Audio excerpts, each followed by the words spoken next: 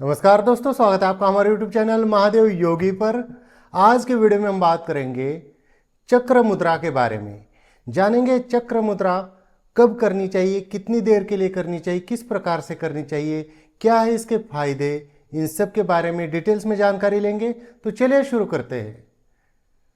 चक्र मुद्रा बहुत ही पावरफुल मुद्रा है।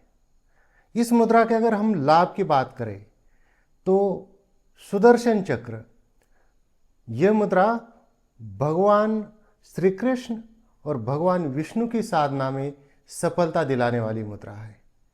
अगर हम इसके शारीरिक लाभ की बात करें तो इस मुद्रा के अभ्यास से आपके हाथ मजबूत हो जाएंगे, हाथों का बल बढ़ जाएगा।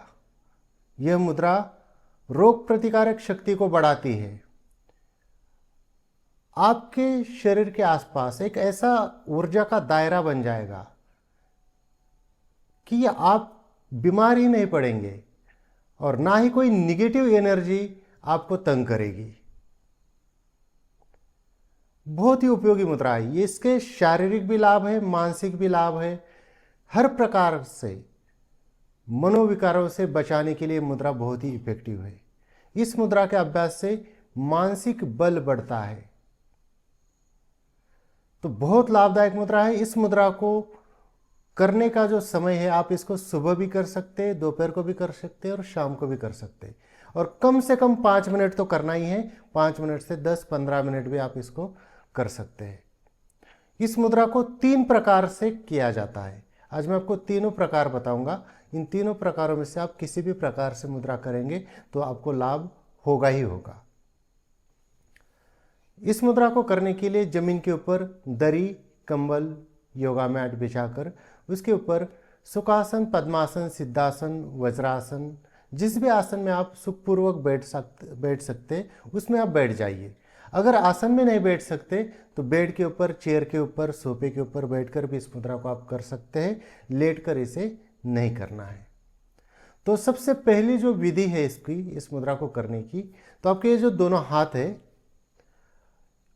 आपकी लास्ट वाली जो दोनों उंगलियां हैं और अंगूठे की टिप आपस में इस प्रकार से ये मिल जाएगी।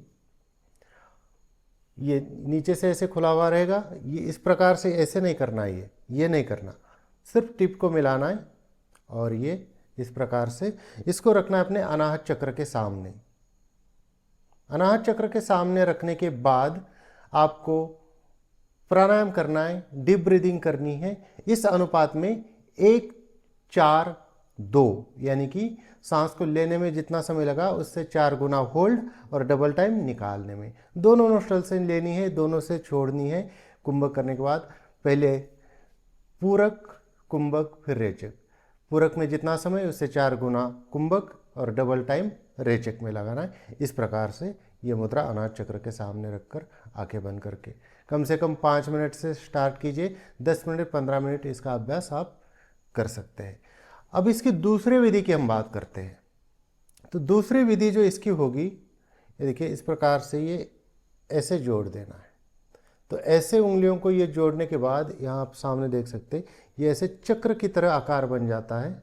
ये चक्र की तरह ये ऐसे दिखने लगता है। ये देखिए, सामने से चक्र की तरह दिखने लगेगा। तो इसको इस प्रकार से रखना है अपने अनाहत चक्र के सामने ही, और सेम इसी प्रकार से आपको ब्रीदिंग करनी है 1-4-2 के अनुपात में। तो ये हो गए 2 प्रकार।